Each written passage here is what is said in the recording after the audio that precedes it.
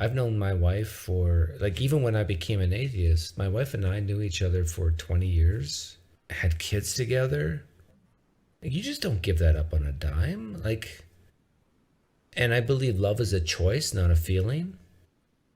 And so I choose to commit to her, even if we disagree on some of the biggest questions in life. And she chooses to commit to me. My wife is very rational. And so she just, even if she thinks I'm going to hell or leading my kids to hell, she puts her trust in God that things will work out. How did your wife do? Oh, she cried probably for a year. Especially with your kids being on the same page as you now. Yeah. She cried for about a year. But she has her church women's groups. She's on the worship team there. She has community. And at first that bothered me in a way because I thought they're just gossiping about me. Oh, here's this beautiful Christian woman who has this evil atheist husband who must abuse her or whatever. So I had these paranoid thoughts at first, but I think now she knows that I would give my life for her. I have her back. And just because she's a Christian, I'm an atheist, nothing's changed.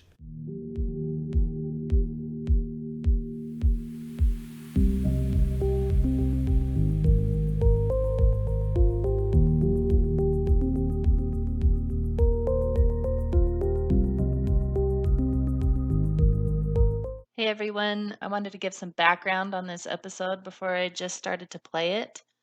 This was a live stream I did over on the Pinecreek channel. I'll put a description in the show notes. Doug is an ex-Christian atheist YouTuber. So anyway, this is a conversation I had with him. He's pretty popular over there. It was fun to talk to him. Hopefully you guys enjoy this. For those of people who don't know, you used to be a Mormon. Yes. A serious one, right? Yeah, I was all in. Is this it? Yep, that's it. So like, yeah, if you go to video or playlists, Mm-hmm. and then mine is Where Will You Go? With my face smack dab in the middle of it. Okay. So what do you basically do there? There's plenty of people like putting out all the history stuff and kind of what you do. Like there's plenty of people doing that. What I wished I was hearing were conversations across. So it wasn't just response videos. It was like actual conversations with people. And I think that's lacking everywhere, Yeah. even politically. And so that's my goal. And so I try to have on faithful people and people that have left. Are Mormons scared to talk to you? It depends on which one. But on average. Like I have a lot of Mormon friends that I've met online. For me, at least, I think it's tough to get reasonable, thoughtful Christians on. So you do think that reasonable, thoughtful Christians exist? Yeah. Oh, yeah. See, Like, I think a reasonable, thoughtful Christian would be a type of Christian who comes on and says, Doug, it just brings me comfort. I just like it. I can't, I can't prove anything to you. I can't demonstrate anything to you, but it just brings me hope, meaning, and purpose. Like, and then would you still have anything to talk to them about? well, we could go into consistencies and like, how do you square this with that? But if I were a Christian, I would probably say I can't square it. Sorry. I live with the tension because the hope, meaning, and purpose I get outweighs the tension. I shouldn't give away the secrets of how to talk to me, but that's probably what they should say. Hope, meaning, and purpose. You're okay with people using it for that reason?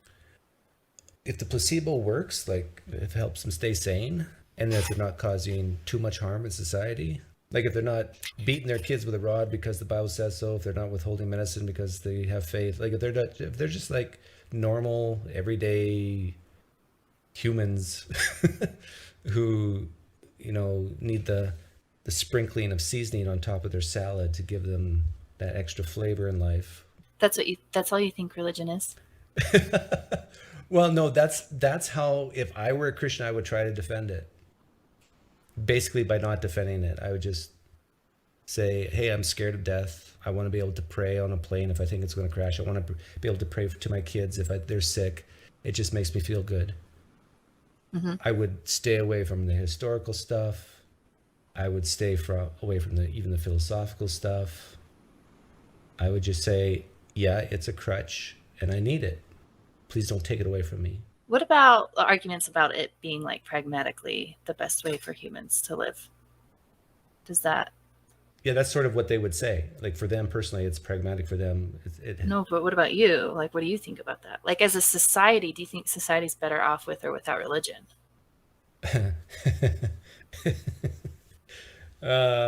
We seem to be religious creatures. So would you rather us believe in like 1,000-year-old religion or a 60-year-old religion? Oh, that's a great question. So the question is, you asked the first question of, Would you rather someone, we seem religious, right? So it seems like the default is that humans are going to participate in some kind of religious. yeah, it depends how you like define thing. religious, but yeah, I think we have a proclivity for community because we're a community species. And it seems like community is stronger when there is a common shared belief. And usually that common shared belief has to be pretty weird in order for the group to remain together. Explains your SE community. Shots fired. You think they're weird? No, I don't. I'm just being funny. Seeing you laughed. I did laugh. That was good. So yeah, would you rather have 1,000-year-old religion? People have. I lean that, towards or... 1,000-year-old religion is better than a 60-year-old one, but I can't, that's what my intuitions say, but I can't explain why. It's because it's been tested. No, that's not it. It's almost because it's more wishy-washy. Like if a religion that's only 60 years old is probably not going to. Oh, are you talking about Scientology? No. Oh, because that's in the last 100 years, right? Yeah, I think this is why it's so easy to leave Mormonism and harder to leave traditional Christianity, because Mormonism has better evidence, both for and against. Mm-hmm. So it's like once you start looking into it, it's easy to leave. But with Christianity, like we don't know what Paul did on Tuesday evenings. We don't know what Peter did on Wednesday nights. Like, and anything that might have been written about them that makes them look like a God has nothing to do with them, that's probably long gone, lost, or purposely destroyed. Or same with Jesus, like any dirt on Jesus is long gone if it was written. Well, it's been wiped clean. Yeah. What do you think? Do you think well, let me finish my answer a little bit more. That's what I think the best argument for religion is that we are going to create our own religions, and it's going to be, by going through that long of time, you will have gone through lots of different stages of civilization, and so you'll have maybe more wisdom built into it, maybe, possibly. I don't know. Well, there's definitely more apologetics the older the religion, because they've had more time to fiddle with it and maybe help correct it, like even in and refine it, make it better, right? Yeah. Maybe that's a good way to put it. Like even the Gospels, you see that correction taking place. But I do think that if religion were to go away completely tomorrow, there might be some chaos in the world. That's not quite what I mean, though. When I say like I think you can kind of see it happening in our society. I think people replace their God with something else, and it seems to be politics. That's kind of well, maybe not most politics, important thing to people. Maybe not politics directly, but definitely activism. Like they need a goal, right? People who leave traditional Christianity or traditional religion, they need to fill that need with something else. And there's some people in here right now, they filled that void with street epistemology, or queer rights or trans rights. It keeps them have a sense of purpose. And then I just had a live stream today where we talked about climate change, and for a lot of people that's their big thing now, because we're all going to die. Did you know that? Yeah. Well, it's like the second coming, basically, right? Well, I'm sure Jesus will return before the earth burns up. They're not very good at their predictions either. Oh. You should. I can't do that on this channel, right? No, it's the evening. We can talk about whatever we want. Like politics and religion, they mesh, they intertwine so much. It's really difficult to really have two separate channels, but I do it anyhow, just to keep some people happy, because I love people and I care about them. I have a question. Yeah. Do you think that if you're super duper left, do you think that you're more likely to be Christian or atheist. Well, Does that make sense, what I said? yeah, I think the data's in on that, right? There's more atheists, at least in the United States, there's more atheist lefters than righters. No, of the people that are left, you think more of them are atheist than Christian? No. There are more Christian people on the left Yeah, than if you were to atheists on the left. take all the people who lean left and ask them, are you an atheist or a theist? They're going to say theist. Oh, okay. I guess that, yeah, you're right. So there's this website called 3 Practices, the number 3, and then practices.com. And they host these circles where you have, they have a set of rules that you have to follow, and it basically forces you to listen. You can't argue, but you can have divisive topics. And it's really cool. I like it. That's why I go hang out with these guys. But they're all What platform left do of you use me. for that? Is it just like a Zoom. Zoom? Yeah, You it's should, just like a little. should invite me. What? Is it invitation only or anybody can? No, if you go to 3 Practices, I'm starting to do them every Tuesday night. So that's where I was right before I came on here at 6:30 Mountain Time. 3practices.com? Yes. And there's a tab that says upcoming circles. Mm-hmm. I see it. And anyways, you go there and the format is you have some kind of framing question. And when people respond, they have 2 minutes to respond.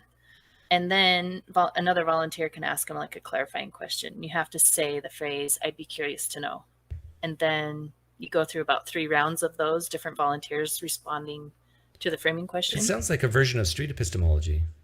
I would say it's in the same family. I don't think these guys even know about street epistemology, but they're all Christian. That's the thing I was about to bring up. They're all lefties and they're all Christian. So it's just weird So because they're I'm like an odd duck because I am different them politically and religiously. Are Like, they I think I'm the progressive only- evangelicals or are they mainline like Anglican types?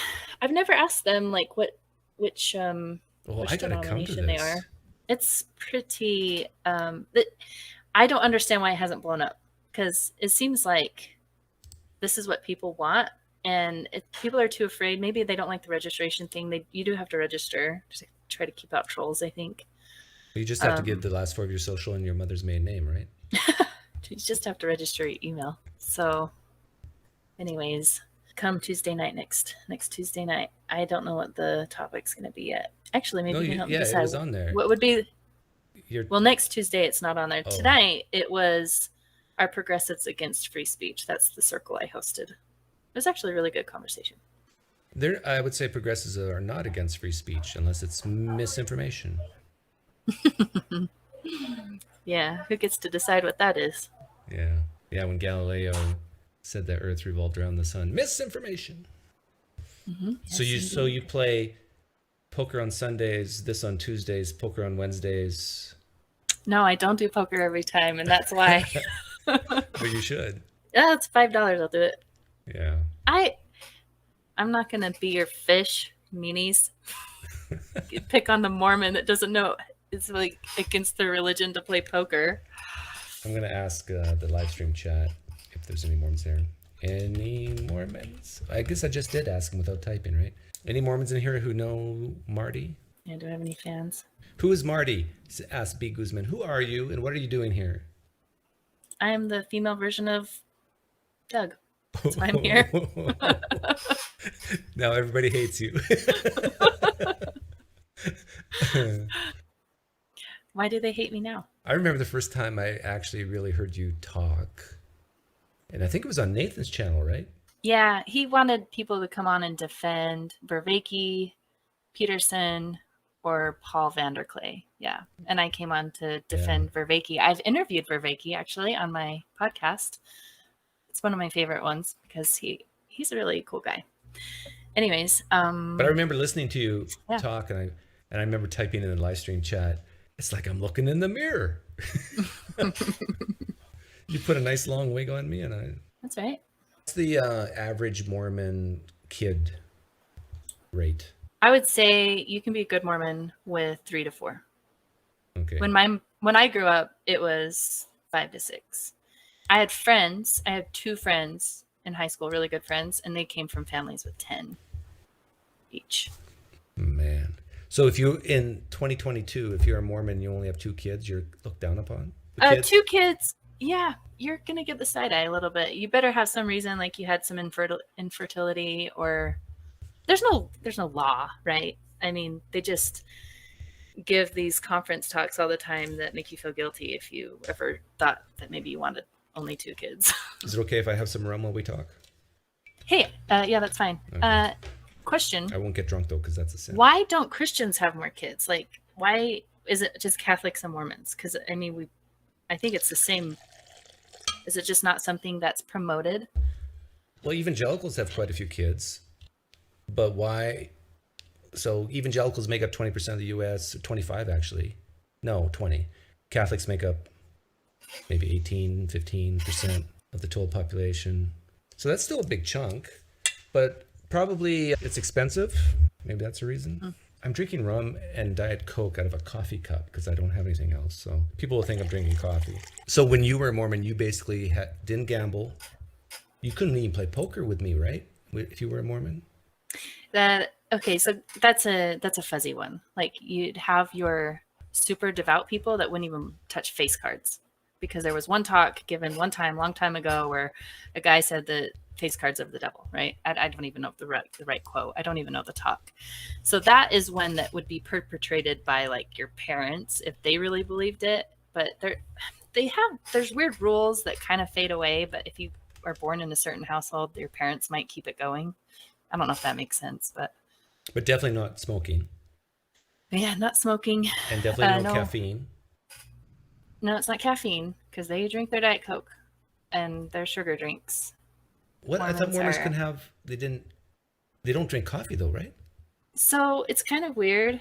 There's an interview where the prophet of the church was interviewed by Larry King.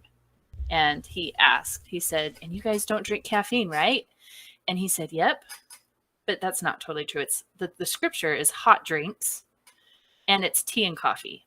That's the scripture says no hot drinks? No hot drinks. Right. Yeah. Doctrine and Covenants section, I think 89. What's the reasoning behind that?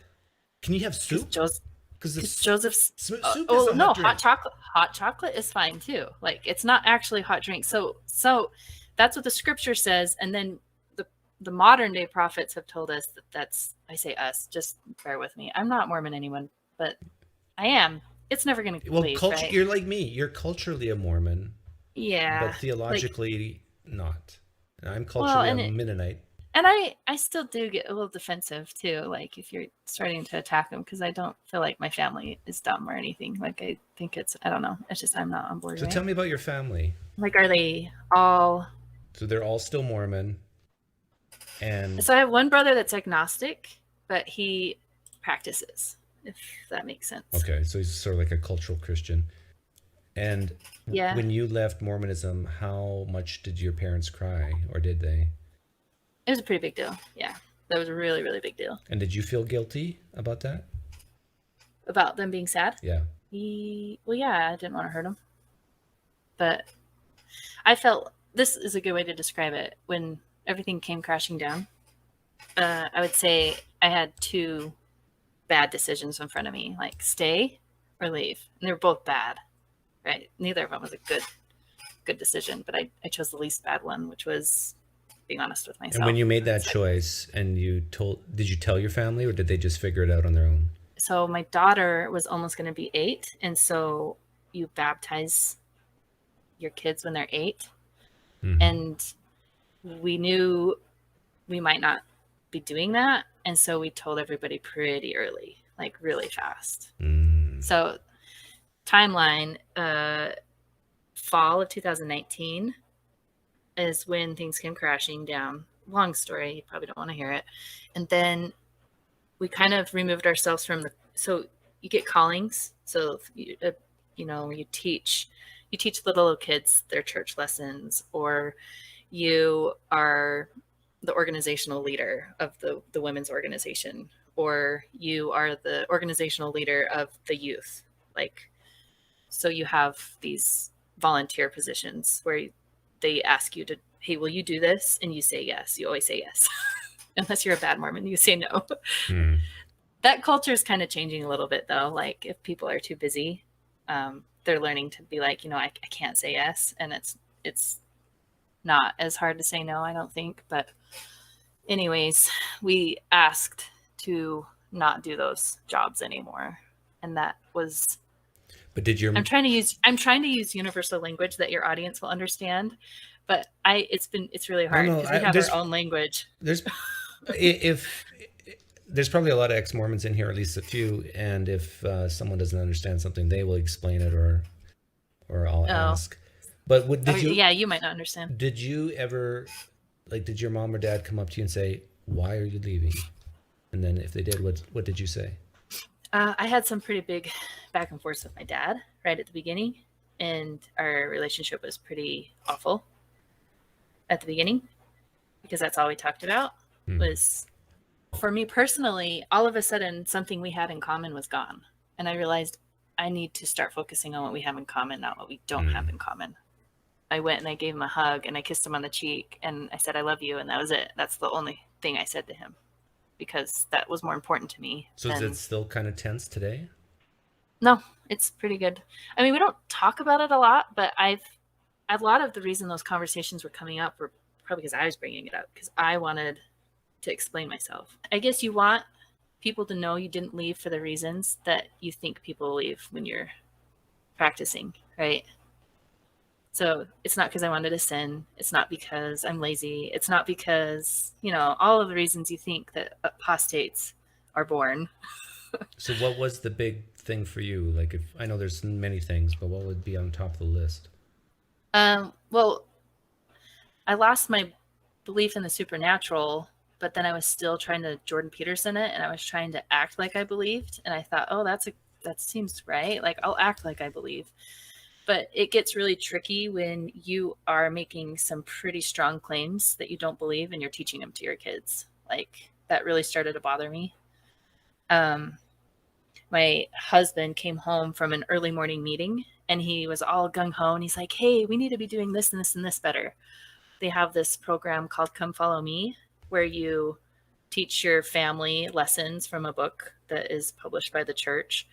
And it will be loosely based on scriptures mingled with philosophies of the men that run the church. And can I get it? That was a funny from anybody that's Mormon that was listening to that? That was funny, just so you know. And so you left before your husband then? We left together. I wouldn't have left. I would still be active right now if he didn't leave. I'm pretty sure. I am pretty non-confrontational. I would actually be. Even now I say that I could do it. If you could do what? You could be a Mormon again? Mm-hmm. Or just go to church and fake being a Mormon again? No, I'd just be honest. So I wouldn't be able to fully participate because I don't believe, so I wouldn't be able to go to the temple. Right. And I wouldn't pay tithing, so therefore I wouldn't also not be able to go to the temple. That going to temple is part of worship. It's not a part of Sunday worship. And that's that big castle in Salt Lake City, right? Yes, they're all over. That has men in black guarding it. Yeah, I think it's closed right now. They're doing renovations. Maybe they're done. I don't know. Anyways, but yeah, I would practice as much as I could at the level that I believe. I would be okay doing that. Interesting. Yeah, I don't think I could do that.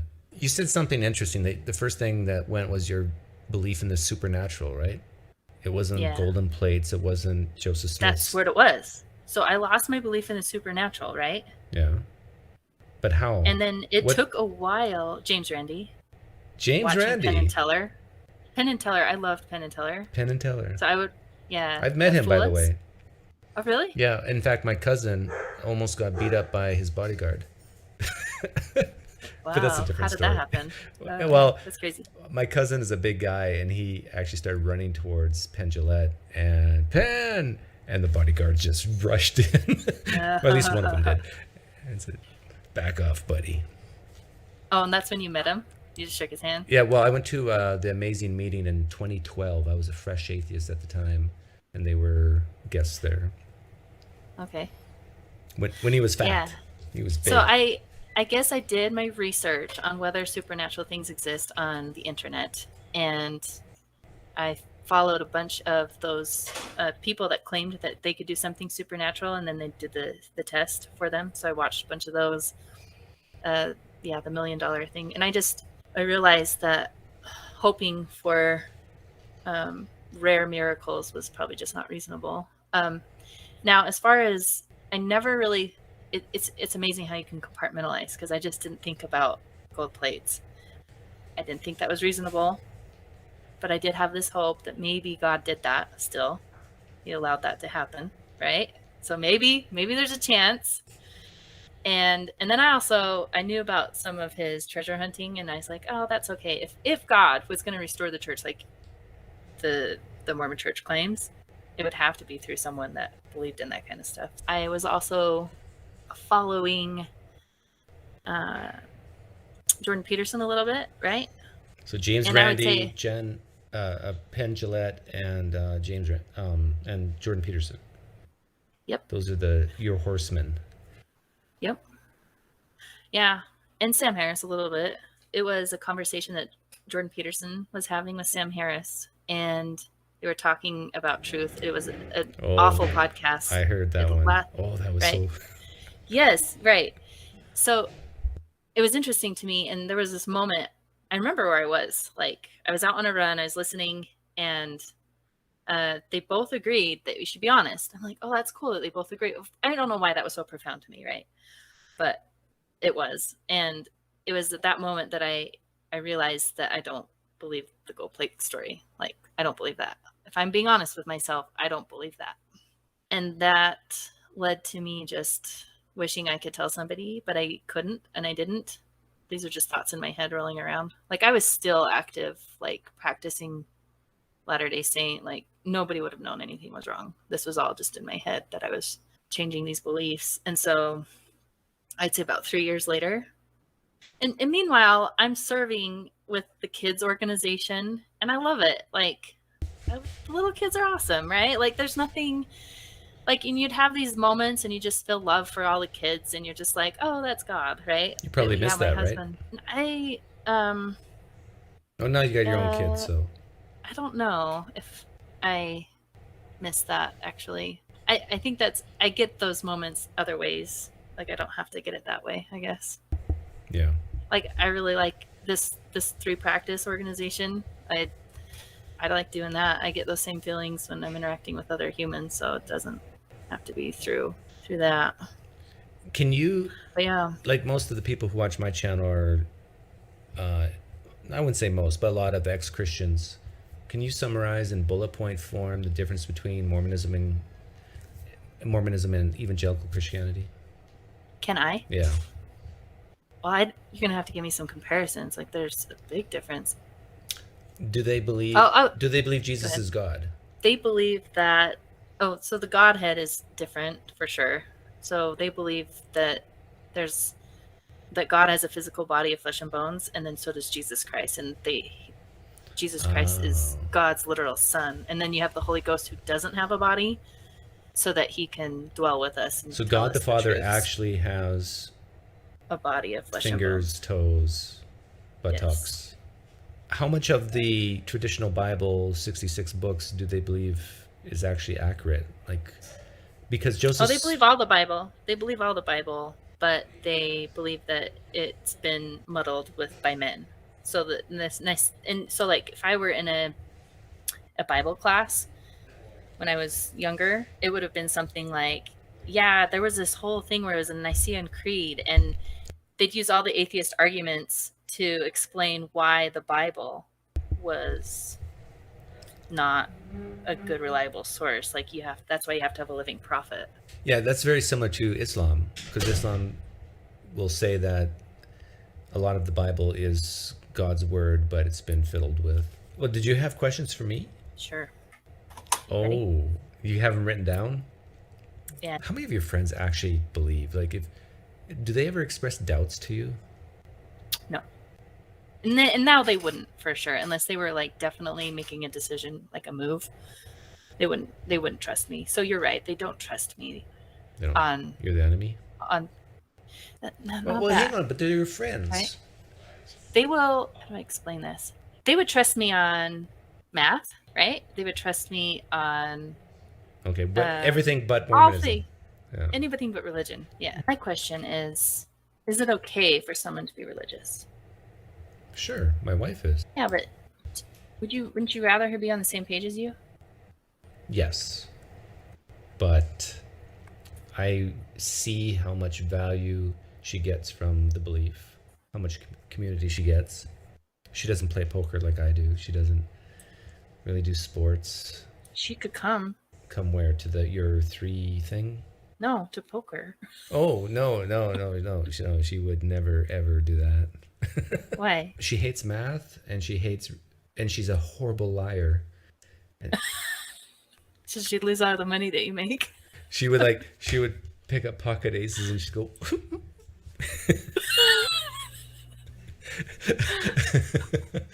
and everybody would fold. Kind of like I did the other day. Yeah. The funny thing is, though, where I don't know how to play, I think I have something, but I don't, right? So Yeah, that's a problem. Yep. But yeah, it's okay to in my opinion, to be religious. I think a lot of non-religious people are sad if they can't find a replacement. I think it's harder outside of religion, but I do think you can form your own communities. Oh yeah, it's harder work. But if you're an introvert, and I think you do need that. If you're an introvert, religion is the place to be. Like, you just show up and there's always people there greeting you. You know, when you go, probably in the Mormon temple or church, you have people standing at the doors and greeting. Yes. Yeah. At the temple you do, not in so much at church. Yeah. Yeah, I love the temple workers. They were the sweetest. They're always these old grandma and grandpas, and they're always so nice. You're just always so have a loved. smile You're on such their a face. special person. Yes. Yeah. Okay. If believing in religion has a pragmatic net good, but you have to literally believe, and it has pragmatically a net good for society, and there's no other way to get it, would you hope for religion at that point? That people were participating in religion? If it was always pragmatically good, yeah, I guess so. But the thing is, another problem is we don't choose our beliefs, right? Like, how do you force yourself to believe something you don't believe? No, but would you hope for it? Like, right? Like, I don't know. Yeah, I think I would. Given that assumption that it was pragmatically good, I guess you could even make it a little tougher if there's a lot of bad things about religion too, which there is, but the good outweighed the bad, would you still be for it? That's a bit tougher question. Right. Depends. Yeah, I'm a consequentialist. I'm a pragmatist, so I would have to answer yes. But consequentialist, what is that? I don't know. That means if the result of religion is a net benefit to society, then one ought to do it. Well, how do you define the benefit? Like, is it the suffering? Is that your metric there? Well-being, unnecessary suffering. The problem is a lot of what the good in religion can be done outside religion as well. So it would have to be good that you could only be found within religion. And the only thing I can think of that can't be replaced would be the whole idea of eternal life. And so if that is the pragmatic good, is this hope for eternal life, yeah, you would have to be religious. But fortunately or unfortunately for me, I just have no desire to live forever. I remember having that thought of like, oh shit, like this is it. Yeah. Like if all that's not true, and I've come to all these conclusions, like, uh-oh. But you know what's weird about me? I had a high when that happened, and it was like, if this is it, then I need to get my act together. Like, I needed to do something with my life. Like, it was actually and it didn't last a super long time. It was memorable, but here's the paradox about me. Like, I also believe that this is it. This is our one chance, and then we're dead. We're worm food. But I also will say things like happiness is overrated. Like, so maybe I'm more than just a consequentialist. I find virtue in sacrifice, in doing things for my kids, my family that might not be good for me. What if something happened to your family? Well, that would be tough. Right, like right now, my family is my whole meaning and purpose. That's what I mean. Like, what would happen? Just barely above poker. You would make? Do you think? what would pull you through that? What would pull me through that? Yeah. Like if my whole family died in a car accident and I was all alone. Yeah. I guess I would just my other immediate family. But if I didn't have them, I mean,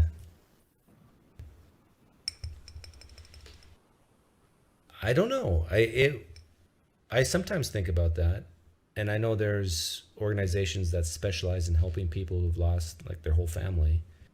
But that's where religion's useful, right? Because I don't think you have to have religion for that. well, no, I mean like not to off yourself. If you believe you're going to go to hell, it helps you survive. Because People that believe in hell will off themselves, though. Like, I don't. You think that stops some people from? that's true. Like there's a lot of Christians who commit suicide, but I think there's a lot of people though who don't commit suicide because they think there's no guarantee their life will get better. Like if they kill themselves, it'll be worse than Earth. Well, if life's like an opportunity, right? If something happened to all my family, I know it would be hard. Like that would be a terrible, terrible, terrible tragedy, and it would take some serious healing to get over that. But I'd like to think that, like my outlook is like, I don't know why I'm here. Pretty like, but it's kind of crazy. It's a very cool opportunity to be, right?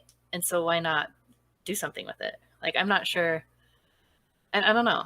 Yeah. Like, but you're also a lot younger than me. I could travel. Like- I could.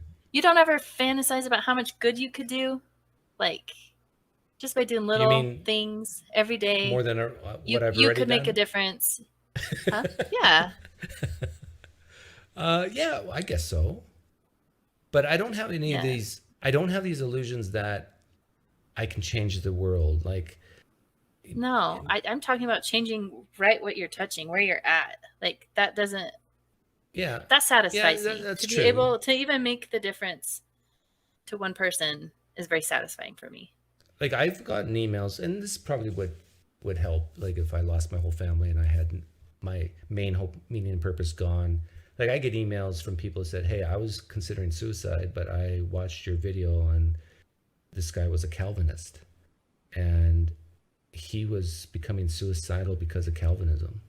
True story. Wow. Like this whole idea that God has decreed everything, and he believed in God strongly, but yet he was left thinking that he's worshiping an evil God and for all the suffering in the world, and he became suicidal. And he saw a couple of videos of me just trouncing Calvinism, and he left Calvinism and is now happy. So that feels pretty good. That's good. Yeah. And I might have actually saved a life, Right. Yeah. but who knows? Here's another question. Like, do you think it's possible that religion is doing something for humanity, like something that we can't even comprehend? Be like a God of the gaps kind of argument. It's like, yeah, I understand that I have no business believing in God, but it's worth participating in because there's something going on there that I can't comprehend. I don't understand, but it's in my nature to participate. Well, yeah, I think we are wired that way because of evolution to have this community, and I don't think. But no, beyond that though, like that is within your comprehension, right? Like you're understanding what benefit religion has. I'm saying there's something beyond your comprehension that is more true than atheism. Well, you're basically asking, is it possible that theism is true? Yes. And I always answer yes to that, Yeah. but it's not likely. Yeah. That is what I was asking. Like that's I think about that a lot. Like I think a lot about how much more we know than dogs know, and how much more I know than when I was 10, and how much more my 10-year-old self knew than when I was 2. And just that being able to grasp reality, to me, I have no idea what reality is, right? Well, and then even what the physicists know above what I know, right? The people that can kind of comprehend 4D, like. But it's not just us, it's like also animals. Like the fact that we can comprehend reality is amazing, but like I play fetch with my dog often with a tennis ball, and I bounce things off fences and walls and stuff, And my dog can predict, and all dogs I'm sure can do this, can predict the angle of incidence equals the angle of reflection. And that freaks me out for some reason.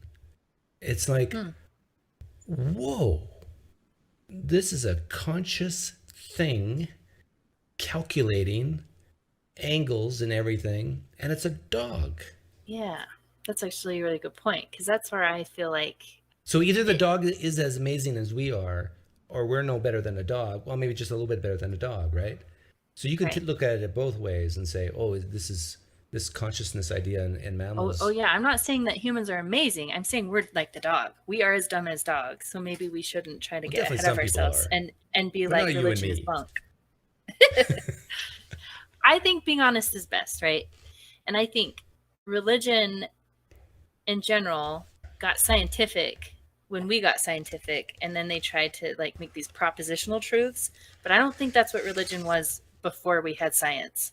I think the bad turn that religion has made is that it tried to make propositional truths when that's really not what it was about. It was more about that feeling that people have that's like God is everywhere. God is the universe. See, is this the Jordan Peterson coming out in you right now? Yeah, for sure. Yeah, because he says this, right? No, he doesn't word it like this. This is more like Buddhism type. Yeah. It kind of gets that sense though, right? So does consciousness really freak you out? Consciousness? Yeah. No. Okay. I don't know what you mean by freak me out. Well, that as how do some people phrase it? As an emergent property of matter, that the fact that it's fascinating. The fact that carbon, hydrogen, oxygen can come together with some minerals, form neurons, that we can have this self-awareness. What's interesting though is if I let my mind go there, you start thinking about how you don't really feel like a self sometimes. Like you almost can step outside of yourself, right? Yeah. And then that takes away that kind of. But even stepping outside yourself is kind of freaky. That's probably true actually. No, that's like if theists are listening right now, and a lot of them do this, I think you're on the right track. It doesn't prove or demonstrate Christianity or Islam or Mormonism or any specific religion, but the fact that we have consciousness is pretty freaky. Yes. And the thing, I guess when you say it like that, I say it in the same way of like, why am I here? I don't know, but I'm willing to play with it. I'm willing to play the game of life, right? I guess I don't think it's any more freaky than why am I even here? Like, why is there anything? Why is there something rather than nothing? You know, like that's also kind of weird. Yeah, that is weird as well. But to me, it's not quite as weird as consciousness. Kind of goes back to that comprehension thing. But what kind of goes against that for me personally, that freaky idea of consciousness is things like putting your hand on the stove and you pull back faster. Yeah, and you pull back fast and you don't you're consciously not experiencing what happened just a few seconds prior. So then you're thinking, well, even that in itself is kind of freaky because you're pulling back before you even experience the pain. And it's like, you can measure the time difference between your conscious experience and your motor skills. And that's freaky. But don't you think that's just, evolutionarily, wouldn't that make sense? Just it's an older system because you have things that recoil from pain without a brain. Yeah, it makes sense. That's what I'm saying. That's what kind of brings me to more of a, oh yeah, this is naturalism, right? Like this is everything's matter because you can see these lag times in real time. Yeah. And then you look at the animal kingdom and see it kind of freaks me out just looking at ants and bees. Like why? Yeah. Like have you ever just looked at the ground and watched an ant? And then you see it go left, you see it go right, you see it go straight. Why are you doing this, ant? What's governing that? Like you can really go insane thinking about these things. Yeah. No, I know what you mean. Or even like the other day, I had a fly in the bathroom. I'm sitting on the toilet watching a fly, and I'm pondering these things. Like, what is the materialistic explanation for all the paths that this fly is making? And this kind of talk doesn't help the theists at all, because they could just say, well, God did it, but that doesn't really help them, right? But it's so fascinating to think about. When you're thinking about that, does it give you pause to think about that maybe the belief in God is like part of our, maybe it's not just some hijacked thing that so people can have power, but it's actually like it's a benefit to humanity. Oh yeah, definitely. And maybe it's worth rescuing, I guess. Like right now, I can't believe in any of the organized religions, but maybe religion is worth rescuing and making and being in line with science. But what exactly is worth rescuing? Like this, the wisdom. I think there's a lot of wisdom in the Bible, and just the idea of God doesn't have to be defined. I think you make the mistake. And once you define God, you can prove it wrong. And I think that's the mistake of defining God. Yeah, you're right. God's got to be something bigger than anybody defines it in current religions. Like today, I did a live stream on the political channel, and I asked a poll question on how much people worry. Do you worry a lot? Do you worry little? And I said, I almost never worry. And then I said that the verse in the Bible, do not worry about tomorrow, for tomorrow will worry about itself. I said, that's great advice. Now you should still plan and for tomorrow and take steps to improve tomorrow and so forth. But to actually worry about it, no, that's great advice. But I really don't think it takes religion to come up with those little nuggets of good advice, right? You can... Yeah.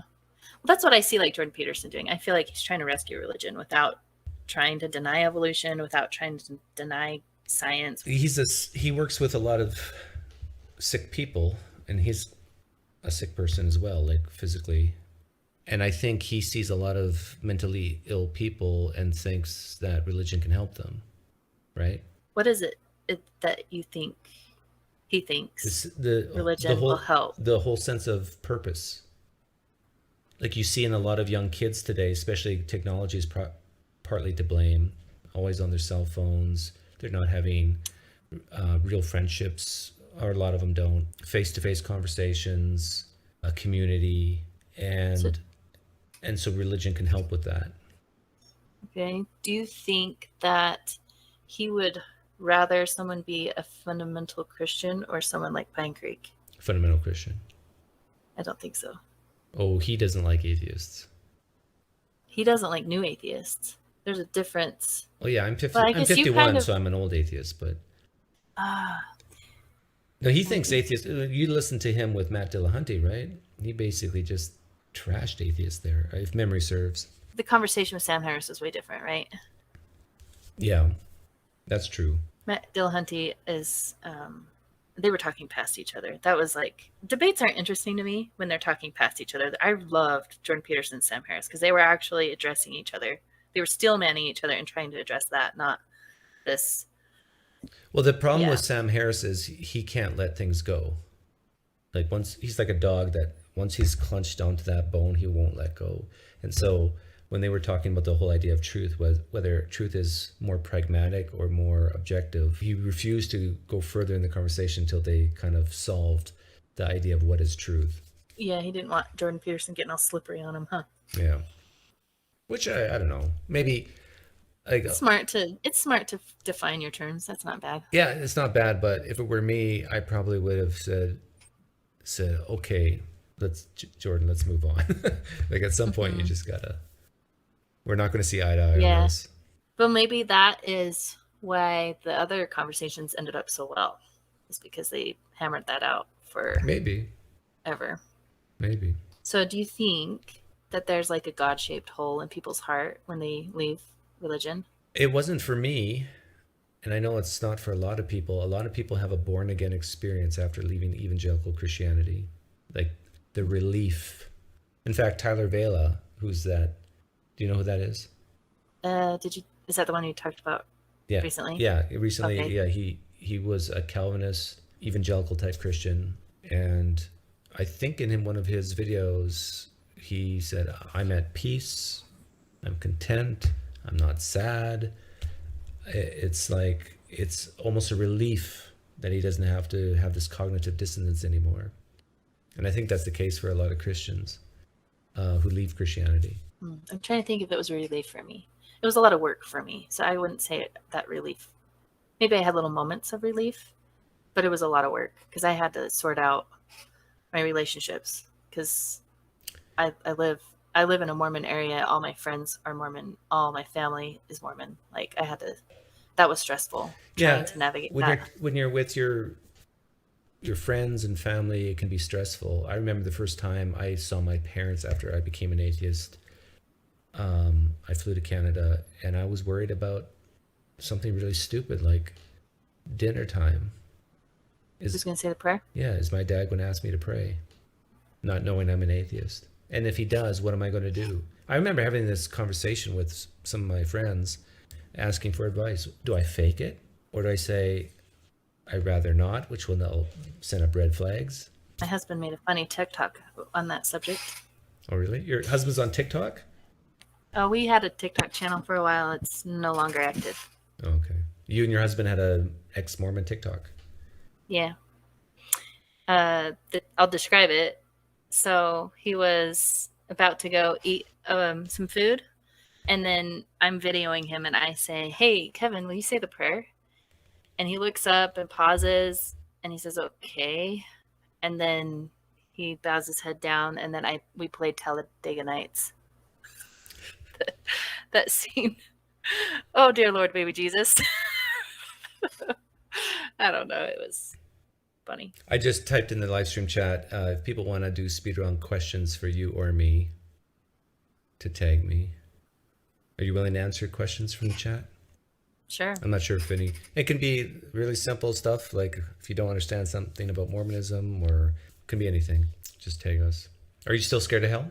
No, I never was. I'm Well, with that's Mormon. right. Yeah, for people who don't know Mormonism. Worst case scenario, I'm going to a place that's like here. Yeah, in Mormonism, hell is basically like a Walmart, and then heaven is like Costco, or the top heaven, top planet. Celestial kingdom. Or no, not is... Costco, but. So, do you know what's interesting? The way I understood it, like I understood the celestial kingdom as being a place where you can continually progress, and I understood the lower kingdom, hell, being a place where you were stagnant and stuck, and that does seem like hell to me. So I was satisfied with that answer. Is your God-shaped hole bigger the later you leave? So if you left at what age? How old were you when you left Mormonism? 34 maybe. Do you think if you would have left at 24, it would have been easier? My life would have been way different, right? Well, how old were you when you got married? 20. Oh wow, I was 22. Any regrets? My husband was 22. I guess you can't answer. I actually don't. Yeah. I don't have any regrets. I don't either. I'm where I'm supposed to be. I really do feel that. And that's something I couldn't say for a while after I kind of went through this atheistic mindset. Atheistic, right? And I couldn't find any meaning in anything because what does that mean, right? And then I just let myself. Mindset. Yes, maybe that's true. But anyway. So if you're I just let myself feel. I don't place meaning on it. Like I don't go, that means therefore God. But I let myself feel meaning in my life, and it's well. Then better. You're not like me, because I try not to let myself feel. Dead inside. I'm dead inside. Isn't Latter-day Saints the preferred term now, and Mormon deemed offensive? Yeah, I should be saying Latter-day Saint. You can say if you're like respectful. They allow you to shorten it to that. But if your Mormon friends were listening right now, would they find it offensive that I'm using the term Mormon all the time? Yeah. They would? Probably. No, it's tough. You probably find a split population within active LDS people. There are some people that are probably annoyed. Don't call us Mormon. Stephanie? Especially when 5 years ago, they said they did the I'm a Mormon campaign. Yeah, exactly. I remember seeing those.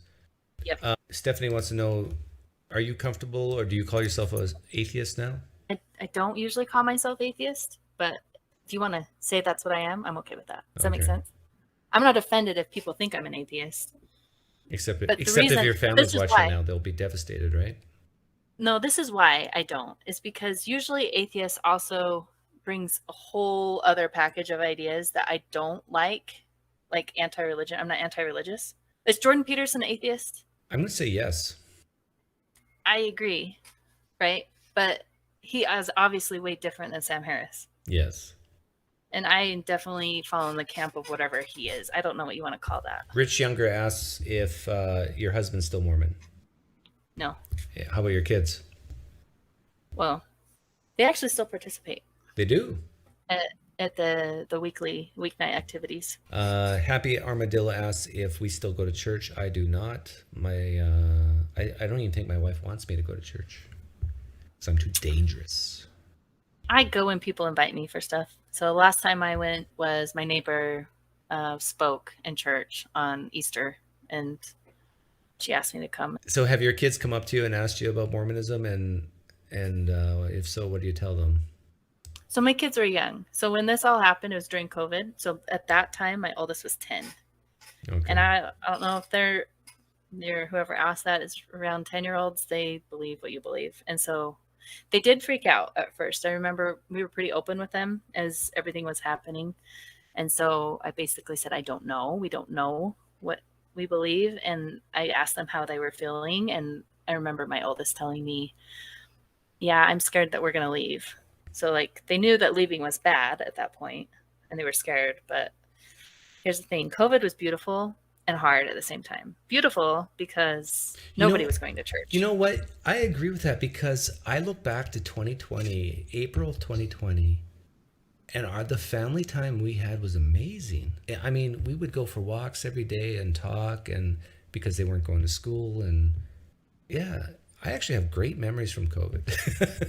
Michael Gerard says Jordan Peterson is not an atheist. And he knows this because he's Jordan's lover. Oh, actually, I have heard rumors. I've heard rumors that he Sorry, Gerard. had like a born again moment or something, but that's a rumor. That's from somebody from. If he is a Christian, he's a flag waving phony. We'll say that. He doesn't go to church every week. Yeah. You know, he talks about, he says, I act like I believe in God. I'm like, you don't act like you believe in God. If you acted like you believed in God, you'd be part of some kind of congregation, and you're not. What are your markers to come back to Latter-day Saints? Oh, gold plates would do it. What do you mean gold plates? Like you would have to see Moroni, Moroni, bring back the gold plates and have some.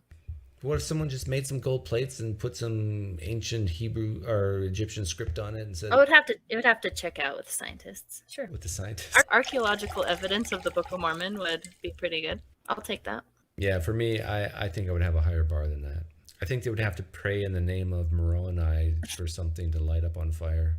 Why would that convince you? Because it breaks the laws of nature through incantation. To me, that's pretty powerful. But somebody could be doing it in some other power, and they just say Moroni. Why would that mean Mormonism? That's true. That's true. But we could see if it's repeatable, at least once every 3 months. It would at least shatter my view of naturalism.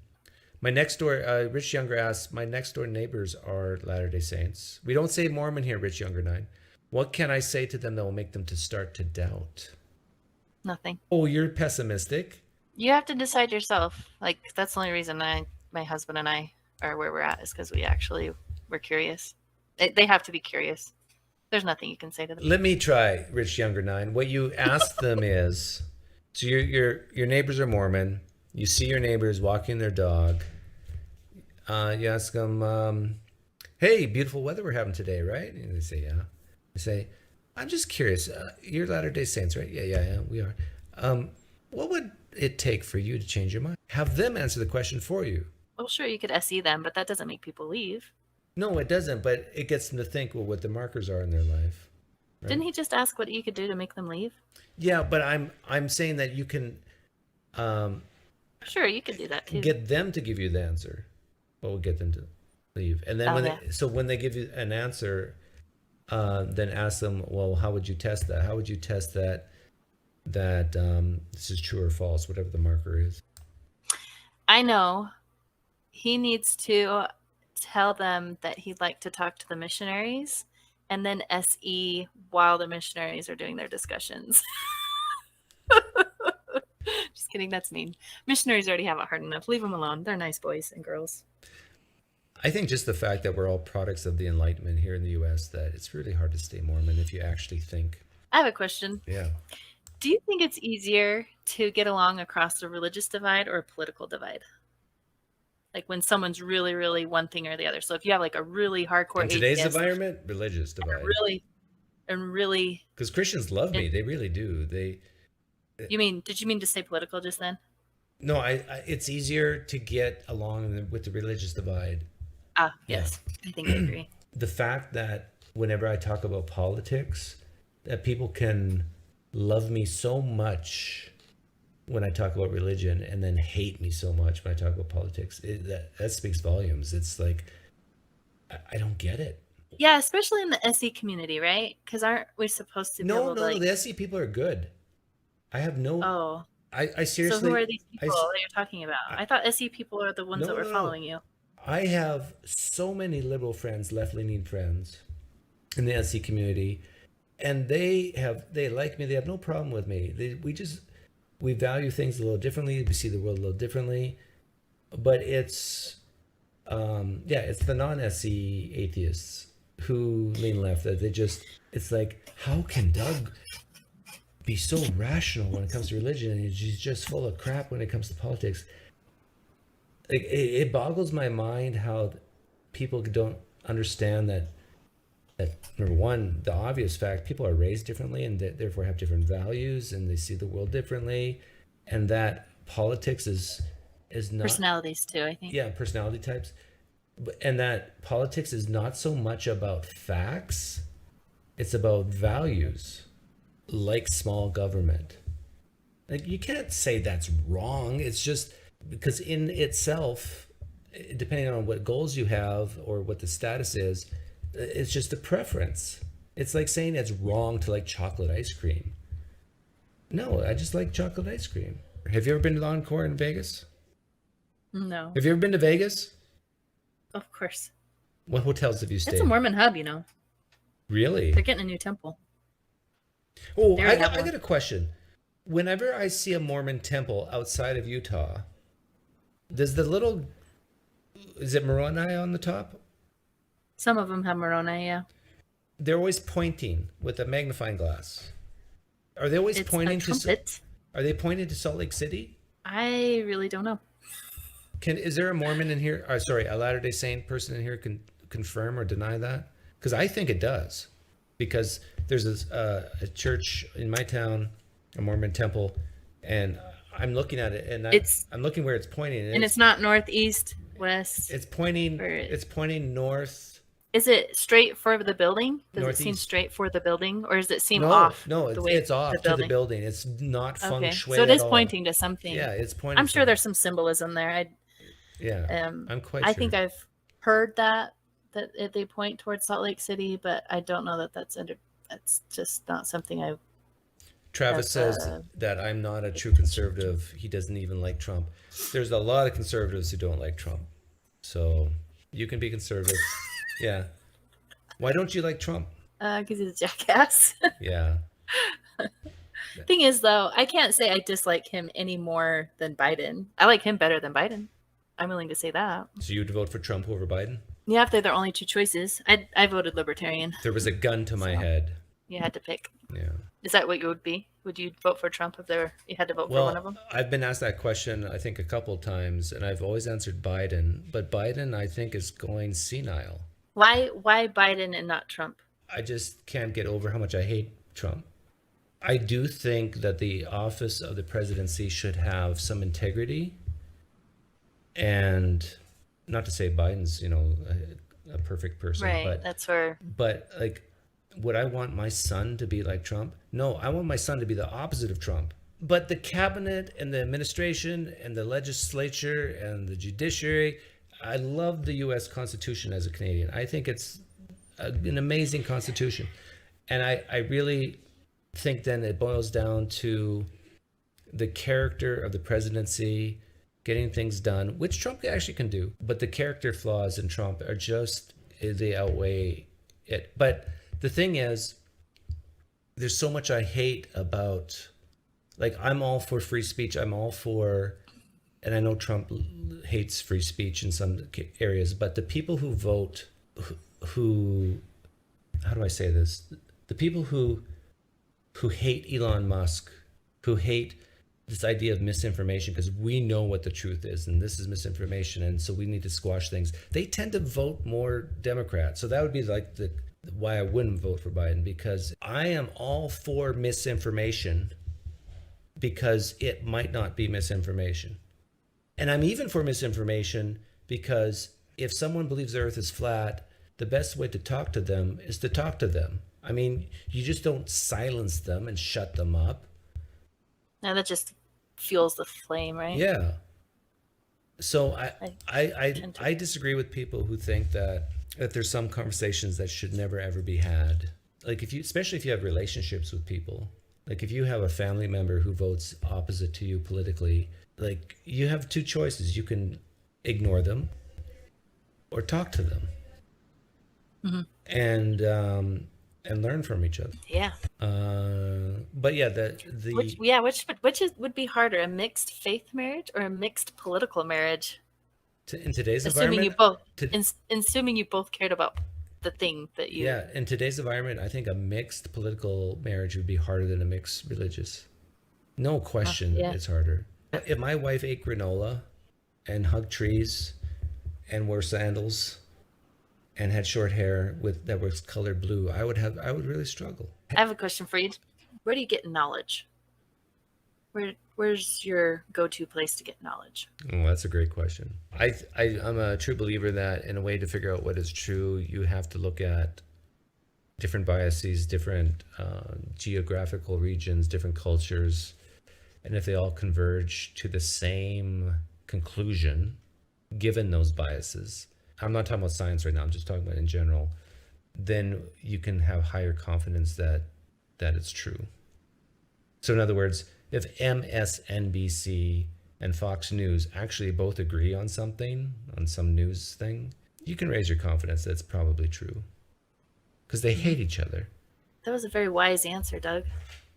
I've had time to think. So where do you go for wisdom? My dad still. I reflect internally. Sorry, that was so egotistical. I have some friends. I keep my friends low, but Reed's here in the live stream chat. If I needed advice, I would trust Reed with his answer. My wife, of course. My wife is very wise. I would trust my sisters. So immediate family and very, very, very close friends. You're talking about people that you trust. That's different than like developing wisdom. How do you develop wisdom? Like how? By being like obviously, old. So experience. Do you think Yeah. all old people are wise? No, but like just think about driving. I'm teaching my daughter to drive right now, and just think about how much an advantage someone who's driven around for 20 years in cities and all over the place, how much an advantage they have in driving than, let's say, someone who's 16. Like they've experienced near close call deaths. They've experienced people running red lights. They've experienced all the different traffic lights. And so when they see something, it's not new to them. They know how to react, what's the wise decision to make in that scenario. And I think a lot of times it's just, you have to be willing to learn from your failures in order to become wise. Another wise statement. Wow, you're full of it. Yeah. So you can't learn how to drive without driving a car, though, right? Right. Or a truck. Like you can read as many books as you want. You would never be able to actually drive. So there's like different kinds of ways of knowing how to do something. You have to practice. Oh, I know right? where this is going. Yep. So that's my case for religion, is that I think you get wisdom from religion. Like I think if you're doing it right, I think there's wrong ways to do it. I think there's dogmatic ways to do it. But I know people that are very wise that are religious and not religious. Mm-hmm. I'm not saying you have to be religious to be wise. So when I interviewed John Vervaeke, I'd have to go look up the study that he was referring to. But they did a study and found that you were more like, I can't remember what the metric of wisdom was, but let's just say, I don't want to mess up what he said, but I know that religious people did better on the wisdom test, whatever it was, however they defined it. Religious people did better than secular people. However, it didn't matter which religion you were in. So, Well, Kate, when I hear that, mhm. I can understand why the results would be that way. You know why? Because on average, non-religious people are younger than religious people. And younger people are less wise than older people because of lack of experience. So that the results of that make sense, but it can be explained very easily. So That's so funny that you said that, because like the whole thing that politically is like we want to get these like old white men out of power.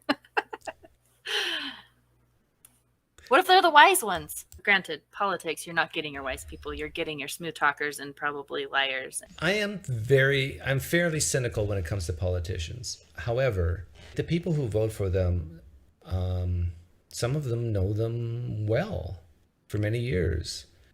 And because they have seen them talk face to face, and when they come visit, whatever, they're in their district, if they're a congressperson. I do think that you have to put some value on the people's choice and in saying that this person is wise. Now, when it comes to, what's her name? AOC? What's her name? Alexandria Ocasio-Cortez. Yeah. Like in her situation, it's probably just because she's pretty and not wise. Huh. And with Trump, it was because he had a TV show and was popular. Yeah, he was willing to step on sacred cows too. Yeah, that's true. In fact, David Chappelle's Saturday Night Live monologue, did you see it? Yeah. I remember liking it. I don't really remember what it was about, though. He explained, I think, perfectly why Trump won and why he still might win in the future is because he phrased it as an honest liar. Like when, was it the moderator or Hillary asked Trump about taxation and how Trump uses loopholes to get out of paying high taxes. And Trump just said, that's because I'm smart. I'm not going to apologize for using tax loopholes. I'm using the system to my benefit because I'm smart. And the reason why people like Hillary don't change the tax code when the Democrats were in power, when, in certain situations, is because their friends are also rich and they don't want those to go away. But at least I'm admitting it. And that statement alone endeared millions of people towards Trump because they say, I disagree with Trump here, but at least he's telling the truth. Like, he's admitting that the system is rigged and he's using it to his advantage. But he does lie a lot, right? I'll say, well, it depends what you mean by a lot, but it is so difficult to prove liars because you almost have to get in their soul, right? Right. So his lies were basically, if he was saying anything about himself, those are the times you could be like, yeah, let's not believe that. Like when people are trying to make themselves look good, yeah, they're probably lying. But there's so many times where someone can tell a half truth. Now, is that a lie? Or someone can give an incomplete answer. Is that a lie? Or someone can just be stupid or misinformed. Is that a lie? Mm-hmm. Like, it's really hard, unless you're omniscient, to say, this person actually knows the truth. It hasn't had a brain fart, is not misinformed, and is purposely mistruthen. Like, right. They are saying something that diverts from what they think reality is. Yeah. Right. I think it's that's I really like. That's a Jordan Peterson saying that I really like. He says, tell the truth or at least don't lie. Because the truth is actually hard, right? So it's telling people to tell the truth. That's actually really hard because we don't know what the truth is. But we can at least not lie. You just said we don't know what the truth is. Do you think there's some truths do you think all truths are unknowable, or? Well, it's like you said, when I'm willing to get on board is when more people agree with it. Then I can say those are more solid. But even you get into science stuff and the theory of relativity blew Newton stuff out of the water, right? So, it's true. It's not. Why do you think you lean conservative? I think it's my personality. And what's your personality? I'm very careful. I don't take a lot of risks. I'm just, I like to, if something's well known, then I'm and it's safe, then I'm willing out. I'll go out and take the step. I'm very cautious. See, but that can also be used to say that you should be liberal, because Why is that? because one could say, I am very cautious. I don't like risk. So therefore I'm going to double mask, stay in my home because I don't want to spread COVID. Whereas a conservative, which we saw, I was different risk though. Like I was worried more about shutting the economy down and starving to death than I was about getting COVID. yeah. So then really it's more about different values. What am I more scared of? Yeah, What am I yeah. more? Exactly. Yeah. It's what are you more scared of? Are you more scared of giving COVID to someone? Or are you more scared of the bigger meta picture of what the consequences of shutting down the economy and all that? Yeah, I think the reason that I'm conservative also is I think my dad convinced me when I was young that it was the right answer. But it's funny, I've moved. I used to think conservatives were right and liberals were evil. And now I realize that it's just a different perspective and it's actually important to have both. I really like Jonathan Haidt. Yeah. And so in that way I've moved.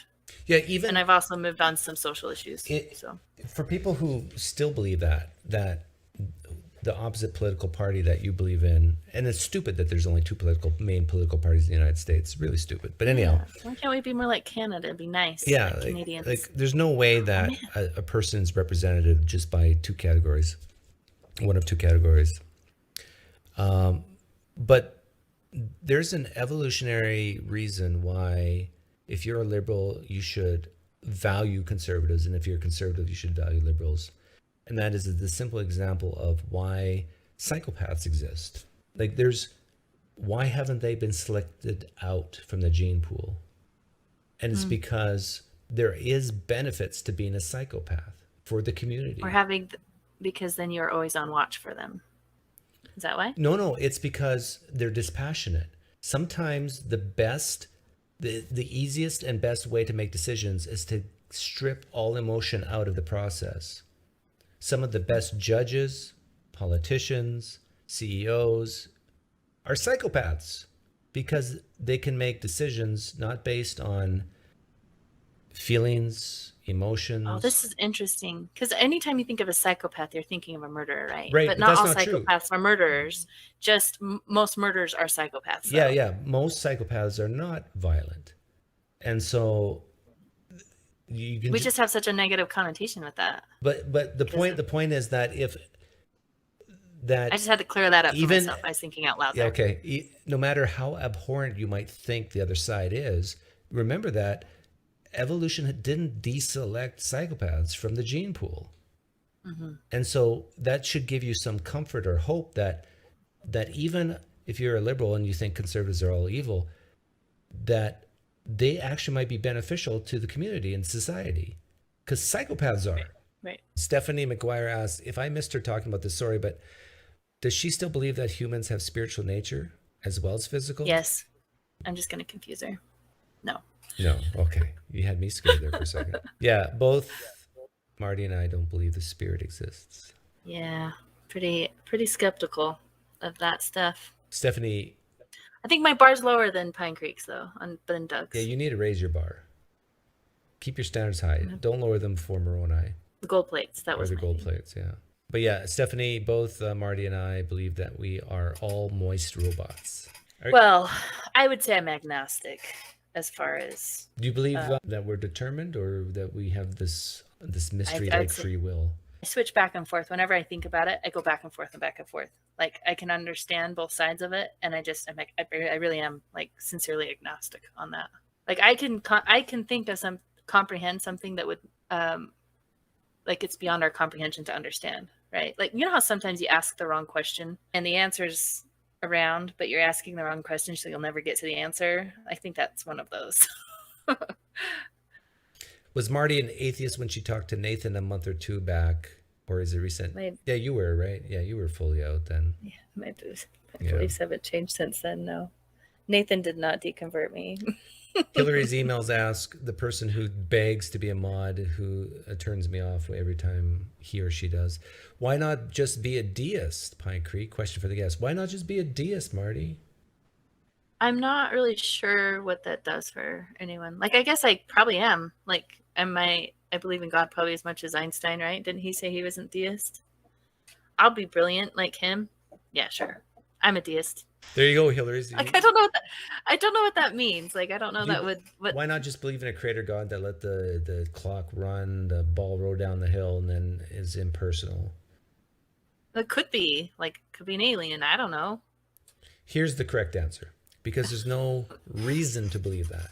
Yeah, how does that change how you act in your life? Yeah, and that's another good point. It doesn't change anything practically.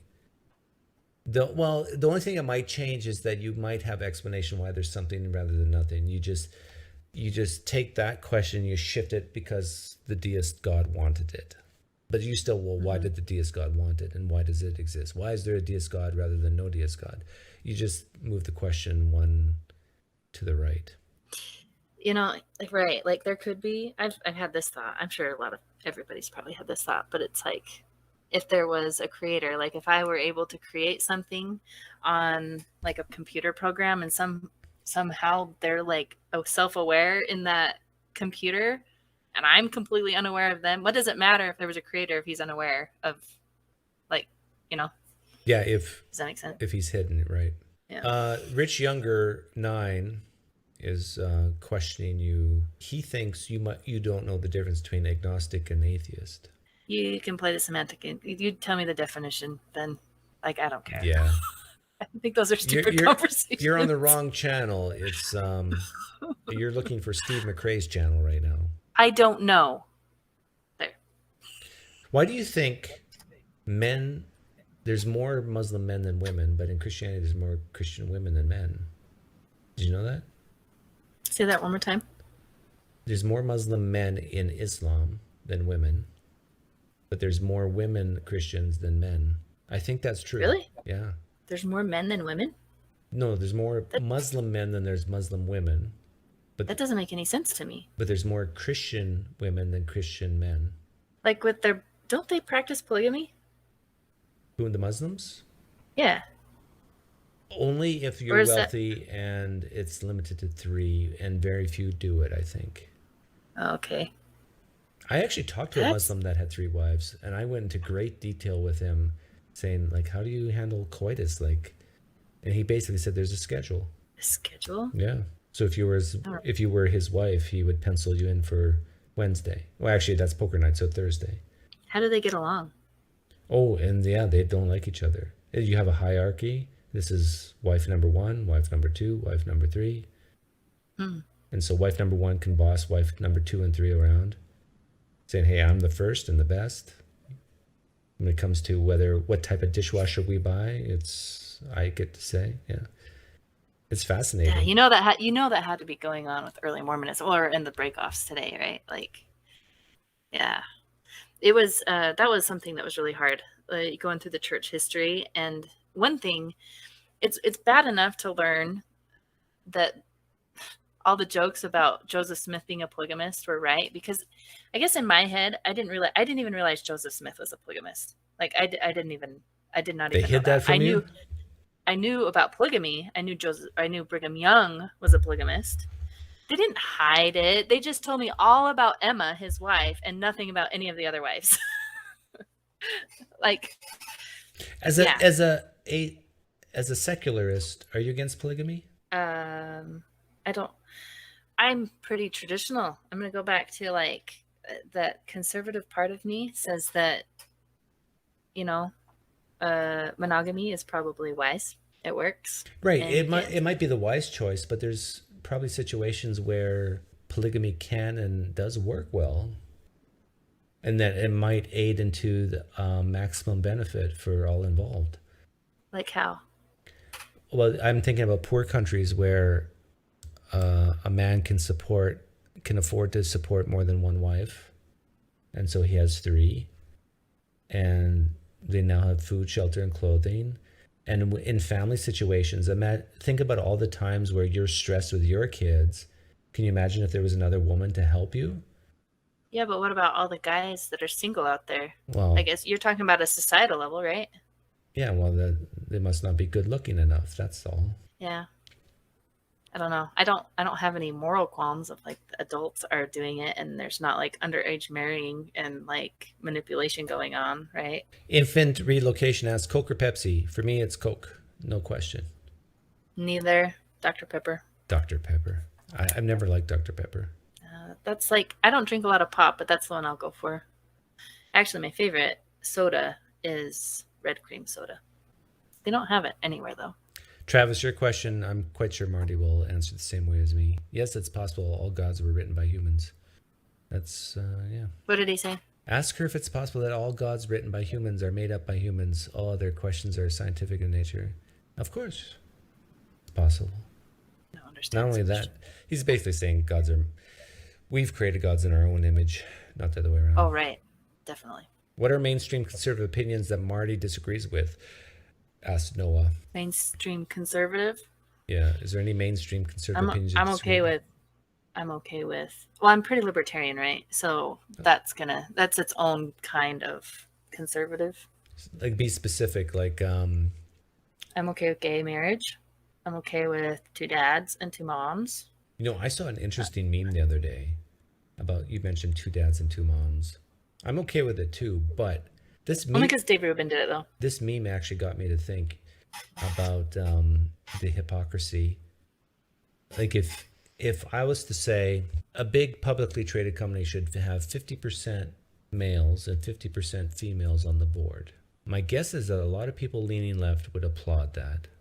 Yep. But now watch this. A family should have parents that are 50% male and 50% female. That's funny. Yeah, you see what happened there? If you ask a left-leaning liberal, why should a publicly traded company have 50% males and 50% females on the board, they'll answer because you'll have a diversity of thought and ideas, experience, whatever, lived experience. Well, shouldn't then parents be that way? So the kids can have a diversity of thought, lived experience. I have a counter to that though. Okay, what's your counter? Generally, I think people, when they are coupling together, are probably complementing each other. I'm going to answer Noah's question as well. What are mainstream conservative opinions that I disagree with? I think most conservatives would be against I'd be for most that drugs should be banned. Most drugs should be banned. I think most drugs should be legal. If people want to kill themselves, they should have that right. If people want to be stupid and take cocaine and get addicted, of course for adults, but then again, some 25-year-olds are not. Here's a hot topic that's been, what about assisted suicide for mental illness? You added in for mental illness in there, which makes it very interesting. Isn't that the hot topic right now? Isn't that, maybe it's not. Maybe it's just something I've thought of. But I thought that was going on in Canada or something. Well, I'm for assisted suicide in general. And so I think I would be a hypocrite to say, with an exception for mental illness. But maybe I'm wrong about that. Because can a mentally ill person make that type of decision? But if they're in pain, if they're ill, who are we to say that they should not? So this is where we diverge, I think. Oh, good. I think this is where I feel like a purely rationalistic, materialistic kind of, this is where it takes you. And I can't go there. It depends on the level of mental illness. Like if you're so mentally ill that you can't even know that. I'm even further back on even assisted suicide. Oh, really? Okay, let's talk about that then. So my sister, you know the situation with my sister, right? Okay. Hold it. I'm going to make an exception here. I'm talking about like a healthy someone. I watched a documentary because in Canada you can't do assisted suicide or is it Washington? It's the state of Washington that this was at in, I think. I want to say it was Washington.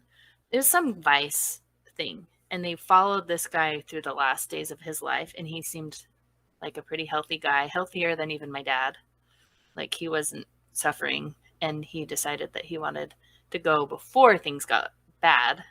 And then he committed. But he was healthy. He was healthy and he just was probably, I don't know. I don't think he was even in his 80s. I think he was like in his 70s. Okay, but here's a And situation where if someone is healthy and has, meaning that, like, if you're healthy, you have some quality of life, right? And if you still want to commit suicide as a healthy person, that tells me that you're not healthy, really. Because if you're not in any type of physical or I'll emotional have to go pain, find it. that The way they spun this is just like, yep, I'm ready to check out. And they made it seem I don't think he had any mental illness. It's just something he decided to do. And then he went with it and the government helped him do it.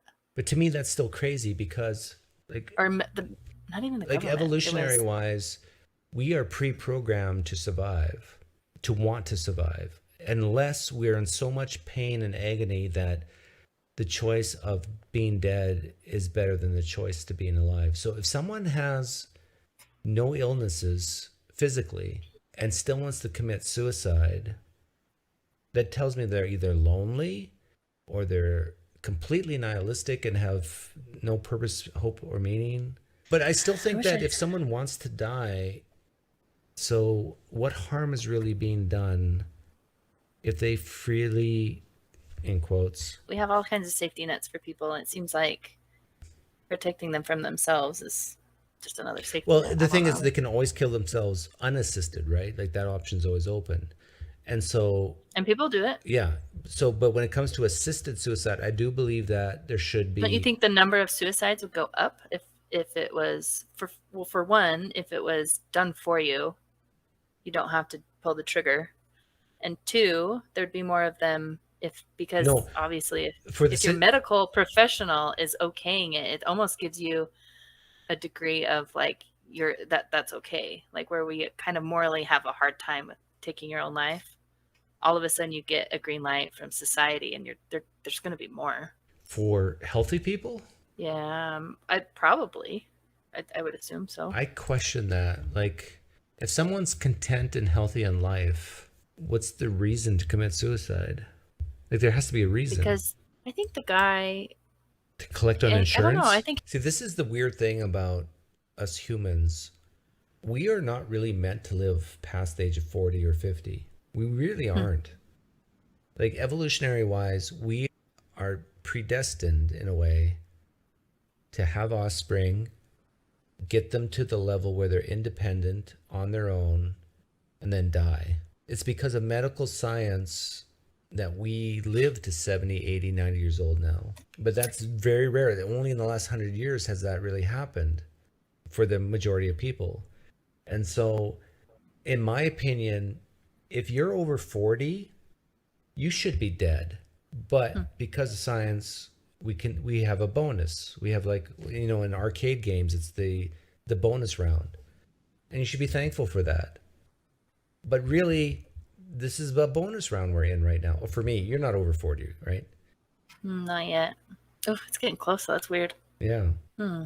But evolutionary Yeah, speaking, you should live long enough to get your kids independent, and then you should drop dead. Yeah, I can't say I have like a super solid, good, rational case for why I think what I think. It's intuitive that feels wrong. Oh, what? Question mark asks an interesting question. Should we allow people with body dysmorphia, should we allow them to cut off their legs? I say no, but it's for a completely different reason, because if they cut off their legs, then society actually has to help them and take care of them, and they become a burden to society. But if someone kills themselves completely, they're no longer a burden to society. I don't know. I think when you like make that legal, I mean, especially when it's a medical professional do it and they have their oath, right? Do no harm. That just seems so backwards. Well, doing no harm can actually mean preventing harm. So by killing someone, you're preventing harm if they have terminal cancer, for example. I know that, like, I don't know. You get to the end of life stuff, and that's. I mean, what do you do on the farm, right? Like, you don't let the animals suffer. So that's messed up. Like, I don't know Well, the right answer there. I've told my wife and kids that if I get terminal cancer and my prognosis is like 0.5% chance of living, in other words, basically zero, then I'd rather go out with dignity than take chemotherapy, extend my life another month or two. No, I'm out. I'm done. You're gonna die with your boots I'm on. going to die with my boots on, laced up. My last dying breath will be me taking my bootstraps and pulling them up. Bacon Sarnageddon. Pinecreek, is belief in gender, men can become women, sex is a spectrum, etc., a non-theistic religion? Oh, I think I know what he's asking. I'll say yes. Do you think this whole gender thing is a religion? What's fascinating to me is that you have like feminine traits and masculine traits. We all recognize that. And because majority of women have the one and men, then we've kind of created the gender norms.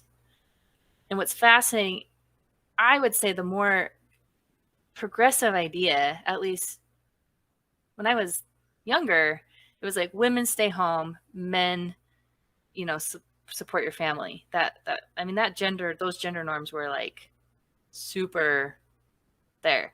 But now, instead of like, well, I feel inclined to do engineering and Yeah. I like boy things. And so now I am a man. Like, Yeah. no, I am See, a woman that likes you are so it doesn't, they've skipped a step and so I'm trying to decide if that it means it's a religion though. Okay, I'm going to say something, and I don't mean it to offend you at all, but you're a very masculine female. Yes. I like hanging out with guys. Yeah. You're an engineer. This happens. You're an engineer. My husband and I will go to social settings, and you know how people kind of gravitate to their little circles and they start talking about stuff, and I'll look up and realize I'm with the guys talking about what the guys are talking about. I'm not by the women. Right. I have to force myself to go over and talk to the women. You're an engineer. Yeah. You lean libertarian, which is a lot of risk taking.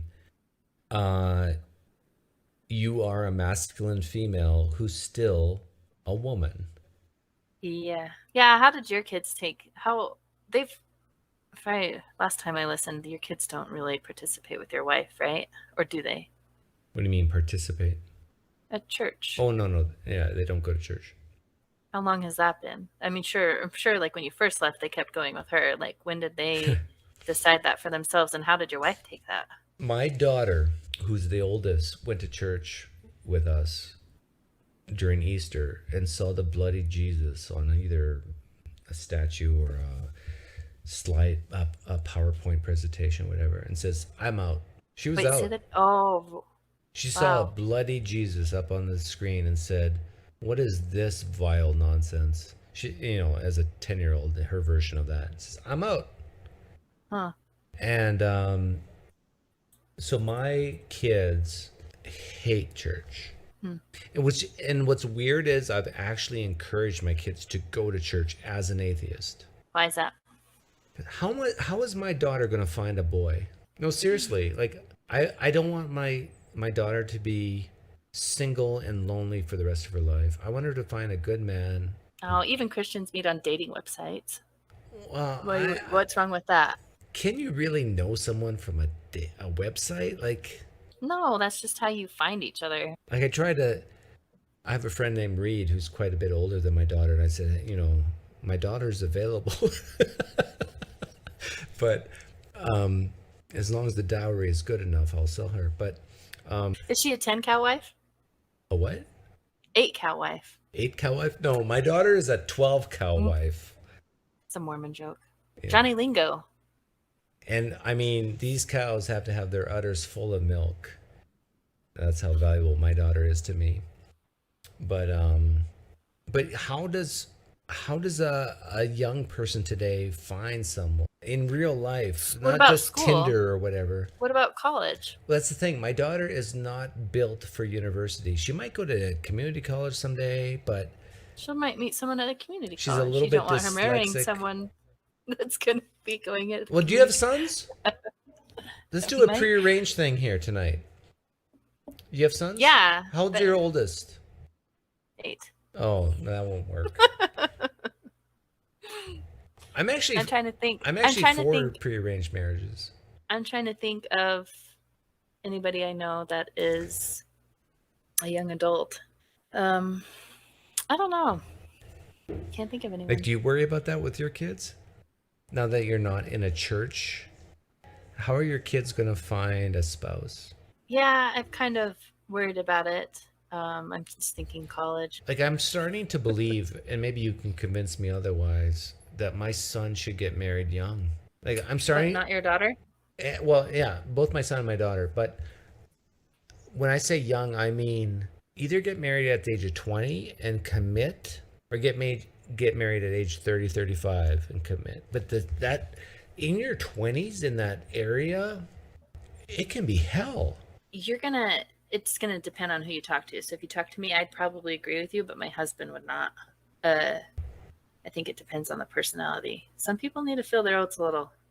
That's true. But both my kids are very mature. And they resent if they get pressured into like getting married, then they resent it later. And then it might doom the marriage too. Like my kids, my daughter's 19 and my daughter and even my son is 16. They're probably the same maturity level as like a 28-year-old liberal. Yeah, I felt like I was like that too. The liberals are so mad at me right now. No, it's funny. Yeah. I didn't think I was going to ever get married. How'd you meet your husband? Engineering classes. Oh, really? Yeah, I got to pick from the cream of the crop. Oh, yeah. How many females were in your engineering classes on average? 3? Like percentage wise? Like what the classes were 20? Yeah, 15? like it would be less than 10%.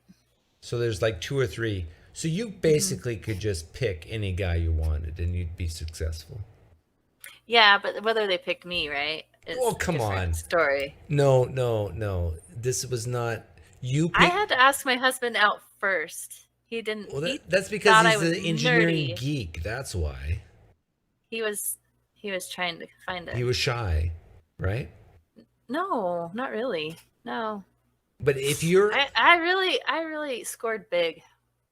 I've seen your husband. He's a very good-looking man. Yeah, he's athletic and he's smart and he's awesome. Like, you know how women complain about their husbands not doing shit? I don't, because he does stuff. Like, I don't know. He's pretty awesome. I really did. I won big. What's the most? And he's successful. And he What do you like most about your husband? Really, really good. What do I like most about him? Yeah. What's the one trait he has that you value the most? Value now or value when I first met him? Well, I'm assuming they're the same. Not really, because I've learned things about him. Oh, okay. Good things. Okay, yeah, that could so go like the things that attracted me to him was that he was tall. Oh, come on. Don't be vain.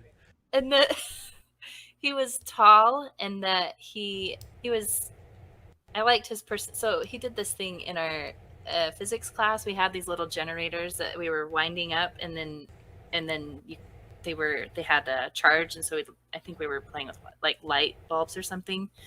And he stuck it on his tongue.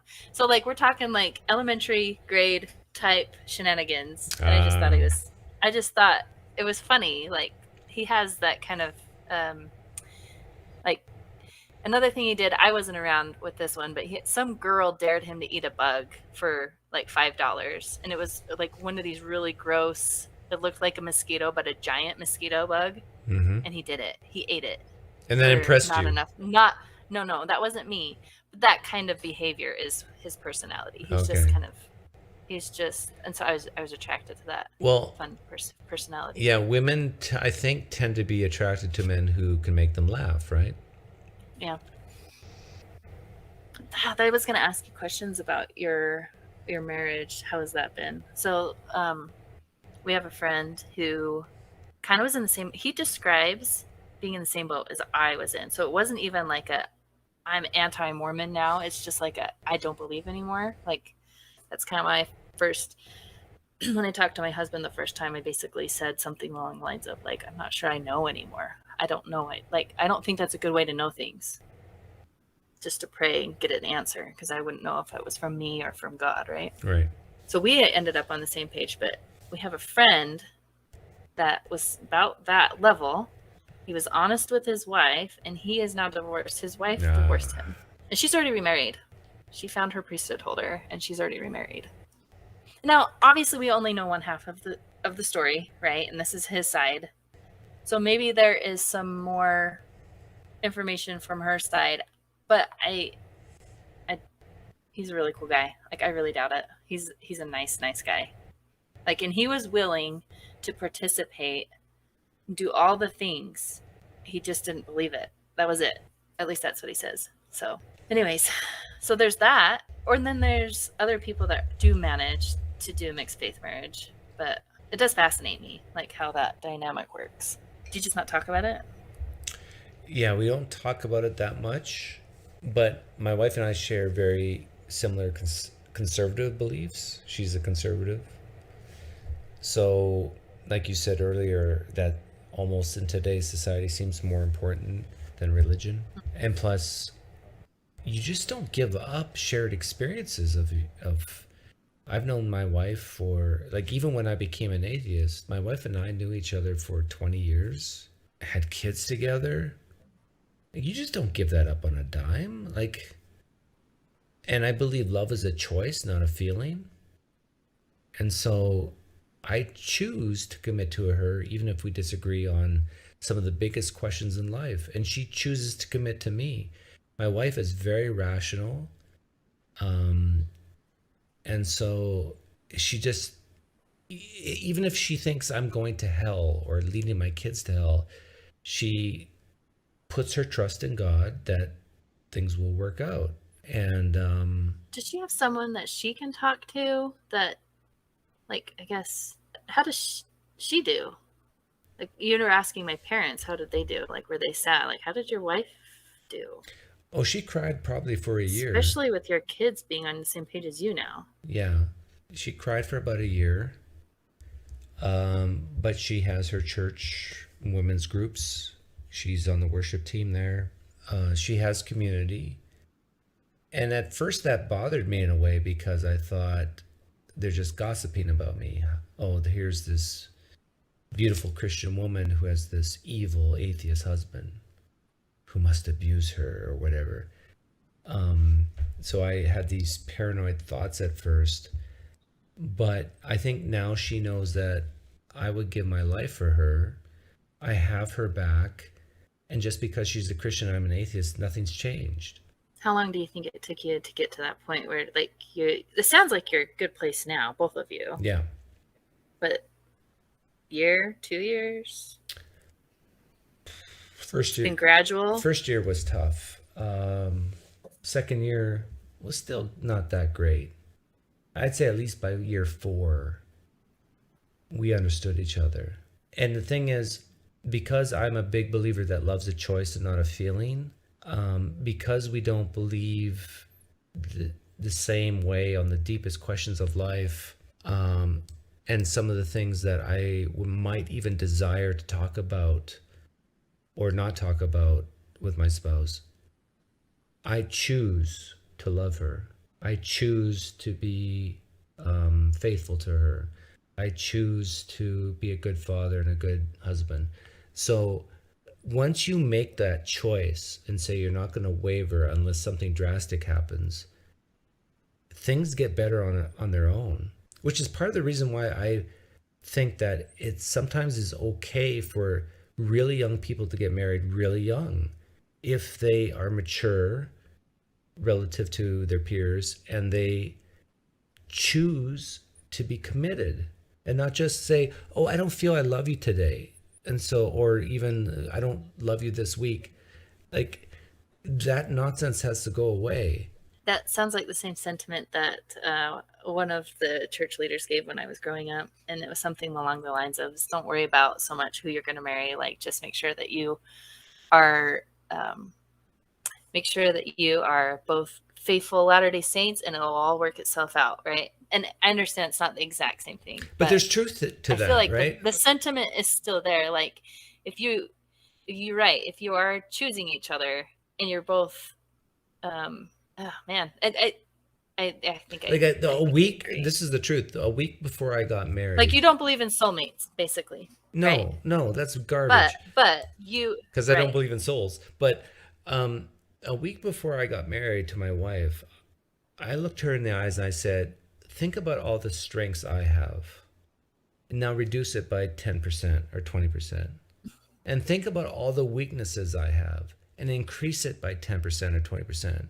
Now ask yourself, do you still want to marry me? And if the answer is yes, let's do this. If no, let's stop this. And she said, let's do this. Okay, quick question. You said that you got to the point where you understood each other. What do you mean? Like, what did you understand about her, and what does she understand about you? I would say what I can't speak for her directly. What do you speculate that she understands about you? What she understands about me is that I can't force myself to believe something I can't believe. And so she knows that I have huge troubles in believing something that's not demonstrated. And evidence for me is not, oh, we got hearsay eyewitness accounts in the Bible, or we have remission of cancer in our neighbor friend who is a Christian, or we have, you name it. This is not, she understands that that's not good enough for me. And what I understand about her is that she needs this, and I'm not going to take it away from her. And I don't even desire to take it away from her. She has my blessing to be a Christian, and that's okay. Yeah, I think that's key to relationships across difference divides. Yeah. There's a lot of people that don't think you can maintain your friendships, especially with super tight-knit ones. No, don't get me wrong. There's a difference, right? It's not the same.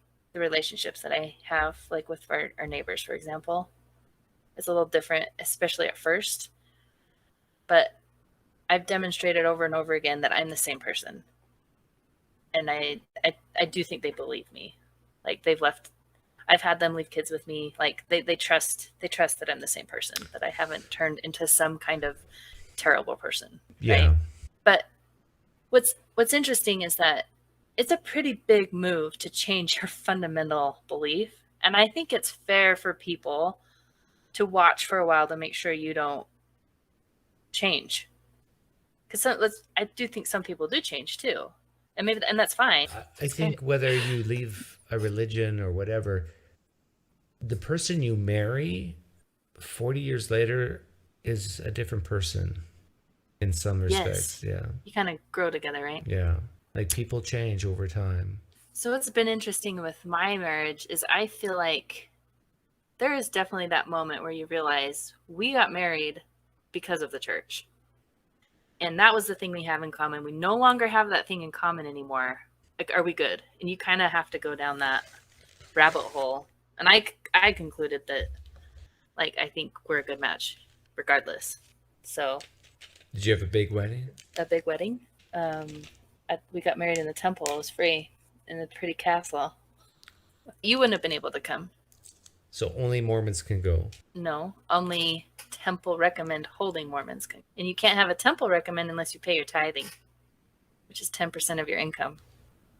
Wow. So when you left Mormonism, you gained 10% income? Yeah, I got, what's the phrase? Hey, I know how you can get a 10% raise and an extra day off a week. Yeah. I think Sundays are as stressful as weekdays for a lot of people, depending on what kind of calling they have. So the pastor level is volunteer at a church congregation, a Latter-day Saint congregation. Besides paying your 10%, did you have to pay another fee? No. Like, well, there's fast offerings. That's like a little. It's not a lot. And did the Mormon church provide you with like a choir and orchestra and all that stuff, or was that all extra? What do you mean? Like, who did your music when you got married? No, it was my grandma's backyard. Like, no, the church doesn't provide anything for that at all. And in the ceremony, like where you go to get married, is, I don't know how to explain it. The very first time you go, it's pretty bizarre, but all your family is there. So like you come out after all the weird stuff, and then your whole family's there. And that was actually a pretty powerful moment for me, just seeing all my family dressed in white. And it was like your family there. It's like, I don't know. I just was happy to be there, and everybody was happy that I just went through the ritual. Like, you know what I mean? Like, yeah, this is what I was saying earlier, that when you asked me a question, I forget what the question was, but that you need the stupidest beliefs in order to bring people together. It's like, it's weird how stupid we And are. it is beautiful. Seeing your family all dressed in white is a very beautiful thing to see. Not gonna lie. And the last time I went to the temple, I think I knew it was the last time that I was going to go. It was kind of sad for me. I remember sitting in the waiting room before you go. You go congregate in kind of like a chapel area before you go through the movie. So then they move you into the movie room. And I was sitting in the chapel area, and I was just looking around and seeing everyone dressed in white, and I was just sad. I was like, I don't mind being part of this tribe. Like, I just can't lie anymore, right? Like, I couldn't do it because they make too many claims that can't be that.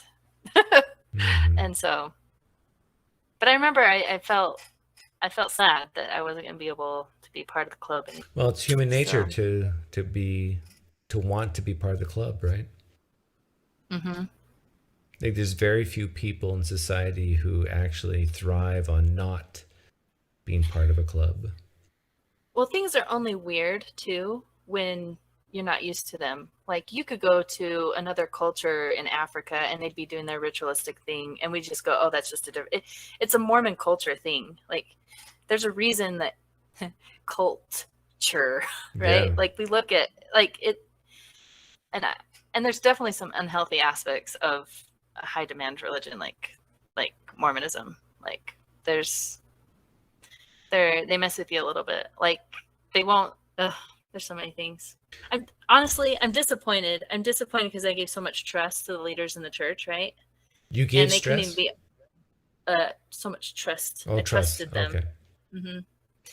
Because, you know, they've gone to Ivy League schools. I don't know how well aware you are of like the leaders of the Mormon faith, but like the president of the church right now, the prophet, is a world-renowned heart surgeon. Like, these guys aren't dumb. And so my secular mindset, right, that's kind of doubting all of this goes, okay, these guys, I trust them. They're smart. They're not idiots. And they're telling me they know. So they must be like talking to Jesus or something. Like, they must have, like you, like they must have some level of confidence, and they're not bullshitting themselves. They're smarter than that. And well, they're so smart that maybe they're bullshitting others. And and when you get into the ex-Mormon space, there's this debate about like, do they know? Like, do they really believe it or not? And I kind of think they do. That's where I lean. I think they, and I do think they feel guilty for misleading people too, because I think they feel guilty for making people believe they might be talking to Jesus when they know damn straight like how they really know, which is the same way they knew their whole life, which is a feeling, right? But they still trust that feeling. Sure. And they'll say that feeling's just as good as anything. That's how they make themselves feel better. But I think they feel guilty for misleading people, because there's a lot of people, if you go ask someone that sits in the pews every Sunday, if you think that they're talking to Jesus and Christ is actually leading the church, they'll say, yeah, I think that might be true. They'll say it doesn't have to be, but that's what they think. A lot of people.